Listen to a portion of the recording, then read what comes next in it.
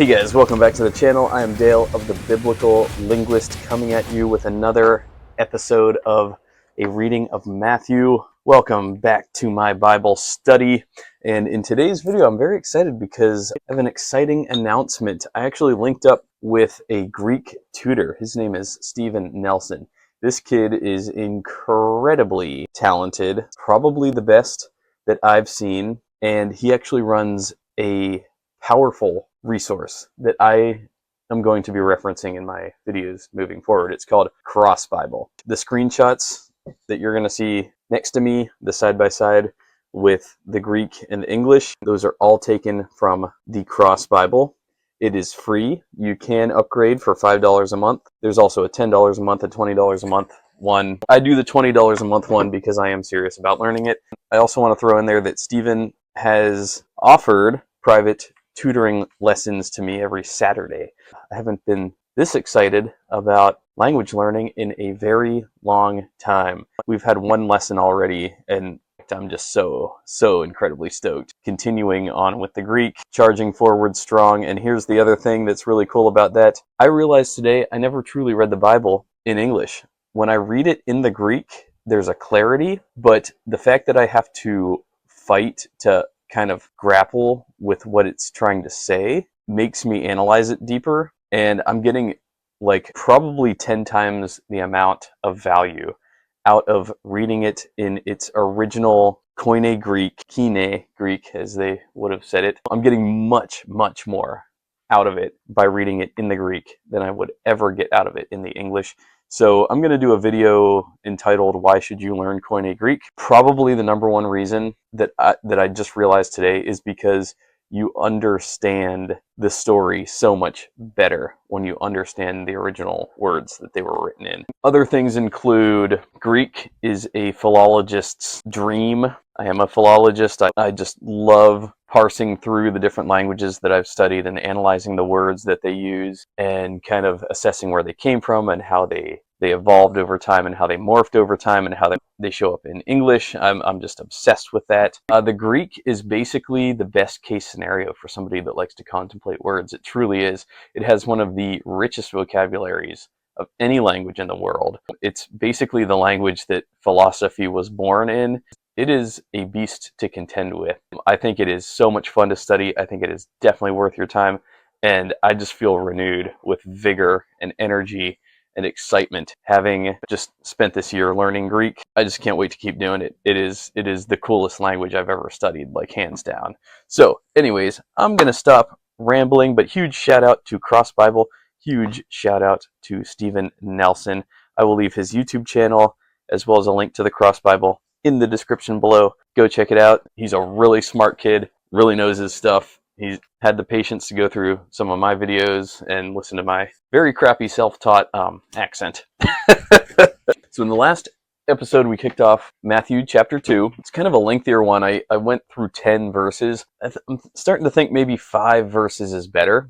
So today we're going to go through 11 to 15. And I wrote them all out, as always, in my replica codex here. I am not only trying to learn the words, I'm trying to mimic the actions and the writing styles and what it would have been like to be a scribe 2,000 years ago. I'm doing full immersion. I want it all. I want to know what the ancient scribes, what they would have felt like writing this stuff out. One of the biggest problems I'm having so far is the E. So yeah, you have the standard E, which is the epsilon, and then you have the eta, the eta. And I hate to be critical because I love this language, I love Greek, but they make the same sound. Okay, so eta is traditionally a long vowel, epsilon is a short vowel. So in ancient Greek, eta was pronounced like an A in stay, but for a longer duration, whereas the epsilon was pronounced like the E in bed. But they make the same sound today. I'm not going to judge. I speak English, and our word pronunciation makes no sense either. And there is a lot of fun things about the Greek alphabet. One of my favorite things, just off topic, is how they make their B sound, like in bira. So to make the B sound, they do the M followed by the pi. So bira. So it's M, pi, and together that makes the plosive B sound. It's kind of funny because they don't have a B. Greeks don't have a letter. Well, they do, but they do have a B. They have a beta, but normally it's pronounced as a V. So to make a true B sound, that plosive B, they'll do the M followed by the pi. So mbira. Anyways, I'm gonna stop talking. Let's read some Greek. All right. Ke elthontes istin oikian idon tu pedion metamarias tis mitros aftu ke pesontes prosekinesen aftu ke anoixantes tus thesauros afton prosenegan aftu dora chrison ke Libanon ke Smyrnan. Okay, so I love this verse. Absolutely love it for a lot of reasons, especially the ending there. The ending is really cool. Okay, so we have K elthontes. K means and. Elthontes is the past tense of erchome. Erchome means to come. Then came is, to, teen, the, oikian. I don't know if you guys eat Greek yogurt, but oikos is a brand of Greek yogurt. Oikos means home. So oikian means homes or houses. So ke elthontes istin oikian. So, and then elthontes, that's the past plural third person. So then they came into the houses, idon tu pedion. They saw the child, meta Marias, with Marias, with Mary. Tis mitros afto. Tis the mitros, mother aftu, of him. Then ke pesontes prosekinisan aftu. So pesontes, I covered this word in the last video. It comes from pipto, which means to fall. Pesontes is the they fell down, the past plural third person. They fell down. Pesontes from pipto. This is a very important word right here. Prosekinesan from proskeneo means to worship or to pray, to pay homage. They fell, they bowed down worshiping him. Afto ke anoixantes, and they opened. Anoixantes means they opened from anoigo. Tus thesaurus, the treasures. Thesaurus, it's where we get our word thesaurus from. Tesoro in Italian means treasure. Tesoro in Spanish, same word, treasure. Same word in Greek. It obviously stems from the Greek. This is a very Greek sounding word. Afton, their treasures. Prosenegkan. So this is from prosfero. Prosfero does not mean to prosper. It actually means to bring, to bear, to offer. So it does kind of mean prosper in a way. Prosper in the way that you're handing the prosperity to somebody else. So prosfero would mean to present, to give as a present. So it's kind of a false friend, more of a gray friend. It's like we have the word prosper. This is obviously where prosper comes from, right? But in the Koine Greek, it means to present. Prosenegkan aftu dora. Dora are gifts. Now this is where it gets really good. Chrison from chrusos. Chrison here means gold. You were christened, right? This is where we get the word christened from. Christening. It was christened with gold. This is where we get the word from, but we in English use it more of as a verb, I guess. But chrison, gold. Ke Libanon. Libanon. Now this is cool. I have no idea the story behind this, but Libanon means frankincense. Obviously, Libanos, it's the Arbor thorifera, the tree producing frankincense, growing in Arabia and Mount Lebanon. So frankincense, the transparent gum that distills from incisions in the tree. Lebanon. So obviously, what comes to my mind is Lebanon. Very cool translation here. Lebanon into frankincense. And then lastly, K Smyrnan. Now, Smyrnan comes from Smyrna, which is myrrh, which is an aromatic bitter resin or gum. And to my knowledge, there's actually some debate as to what myrrh actually is. I don't know what it is. This says it's a resin or gum from the trunk and larger branches of a small thorny tree growing in Egypt, Arabia, and Abyssinia, used by the ancients in unguents. Some kind of gum that probably had antiseptic qualities. But yes, I know that there's some arguments out there. I don't know what mirror is. I don't think I've ever used it. Okay, so all right, verse 12. Ke crimatistentes cat onar me anacampse pros horodin the ales hodu anehorisan istin horan aftun. Couple of good words here. Horan, which means area. But anyways, let me translate it. Ke and chrematistentes from chrematizo. Chrematizo means to do business, to negotiate, basically. Yeah, to negotiate. But in this case, translated as warned. Que chrematistentes kat onar. Now, onar is a good word. One revame in modern Greek means to dream. So the modern Greek word for dream is onero. Onar in the ancient Greek is, it's from the same root and it means the same thing. It's just an old rendition of it. So que chrematistentes kat onar. So having been warned in a dream, kat means in, within, onar, me anakampse. Anakampse from anakampto. Anakampto means kampto. It means to reflect, return. So me means don't. Anakampse, don't return. Pros Heroden, don't go back to Herod. The alis hudo anehoresan.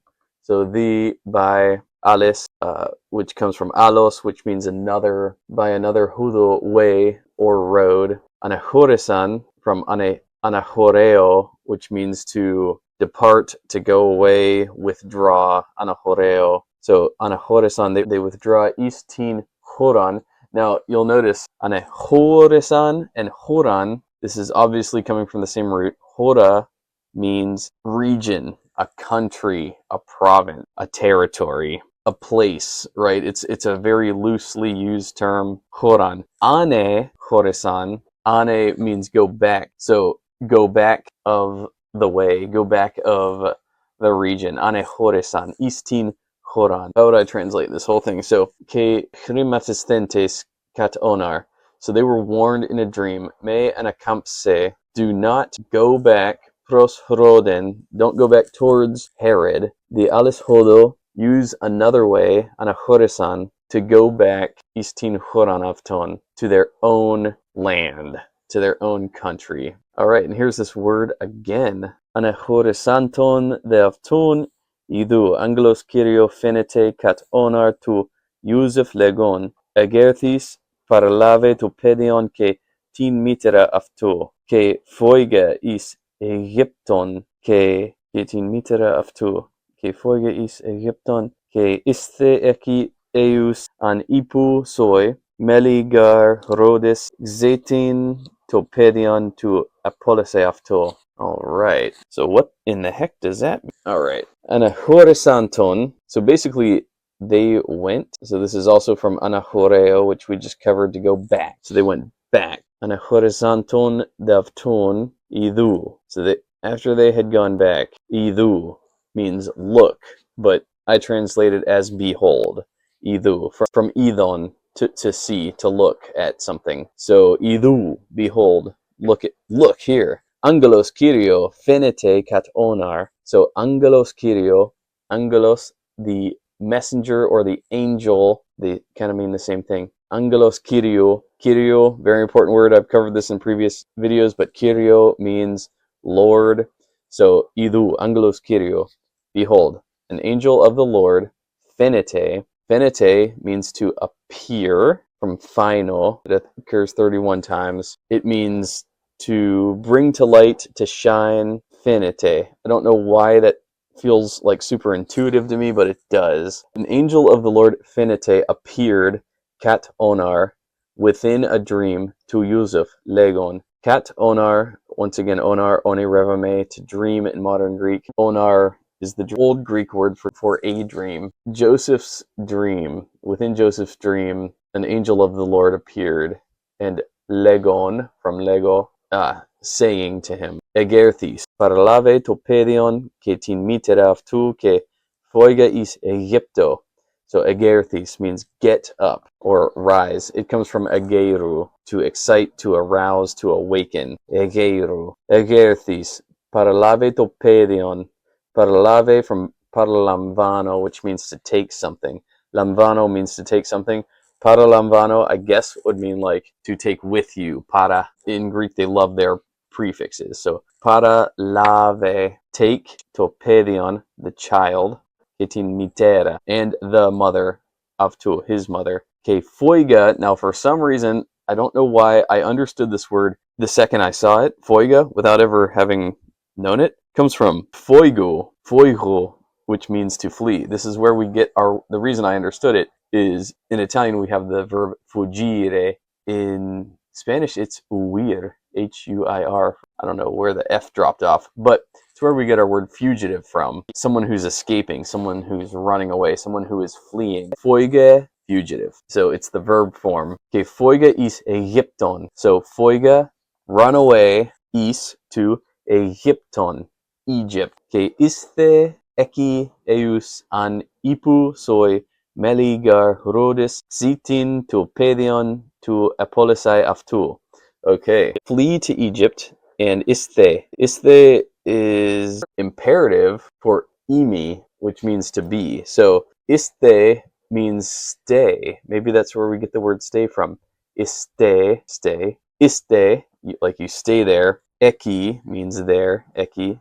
Iste eki, you stay there. Eus, until. An, eus an, yeah, combined that also means until. Ipu, from ipen, to say. Soy, meli, stay there until I tell you. Meligar, meli, what the heck? To be about, to be on the point of, as it were, about to do. It's a weird word. Eus an iposoi meligar Herodes, Herod, ziten topedion to apoliseaftu. Now this is interesting because it's not like super explicit, but ziten comes from zeteo, to search for, to seek out. Topedion, search for the child. To apolise, from apolimi. Apolimi means to destroy. It also means to kill. Zitin topedion to apolisai aftu. Search for the child and destroy him, basically. Ho de agerthis parlave topedion ke timitera aftu niktos ke anahorisen is Egypton. So this one's easy. The last couple were not. Ho de agerthis, then he got up, parlave, he took topedion ke tin mitera, he took the child and the mother. We're seeing this pedion, child. We're seeing this mitera a lot. Mother, very easy to follow. Afto niktos, the mother of him, during the night. Ke anahurisen, from again huron, which means region. Anehurisen, ane means come out of region. Is Egypton, going to Egypt. So he got up, he took the child and the child's mother during the night, and they left for Egypt. Ke en ekitis teleftis rodu ina pleruthe to rethen hupokyrio dia tu prophetu legontos ex Egypto akalese ton ion mu. Now I really like the way that this ends here. Ke en eki eus tis teleftis rodu. So and en here doesn't mean in. It comes from imi, which means to be. Ke en, he was there. Eki, there, and means was. Eus, until. Tis televtis. So televti only occurs one time. It means the ending, the end of life for Herod. Good riddance by this point, Mr. Herod. You won't be missed. Ke en eki eus tis teleftis rodu ina pleruthe, from pleruo, which means to fulfill. I covered this in a recent video. Pleruo. To rethen, that which was spoken. Rethen, I believe, is linked to rimata, which means verbs. But rethen, they say here, comes from ipen, to say. So, pleruthe, fulfilled. To rethen, that which was spoken. Hupokyrio, by the Lord. Dia tu prophetu, through the prophets. Legontos, saying. Ex Egypto akalese ton ion mu. Now this is cherry on top. Out of Egypt my son was called. Out of Egypt I called my son. I called my son out of Egypt. He was there until the death of Herod. What was spoken by the Lord was fulfilled through the prophet. And in quotes, ex Egypto akalese ton ion mu. From Egypt I called my son. Or better put, I called my son out of Egypt. So anyways, I hope this video wasn't too long or too confusing. I will admit verses 11 and 13 threw me for a loop because, this Anahorisan, Anahorizanton, Horan, that was a new one for me. And just recognize it when you see it. Choran means a region or a location or a place. So then you're going to get verbs based on this. Anachoresan, anachoresanton. It means they went, they returned. Ane means going backwards in a way. So choreo in modern Greek means fit. Anachoreo means to depart. With that, I'll shut it down. Thanks so much for watching, guys. I hope this made sense. I hope I made some sense today with these translations. These are such a blast to do. And to those of you watching, thank you so much. If you have any tips, anything that I got wrong, let me know down below. I'm not an expert. I am learning. I'm a student. And if you're a student too, I hope this content is valuable for you. So anyways, thanks so much for watching. Kali Nichta. Good night. I will see y'all in my next video.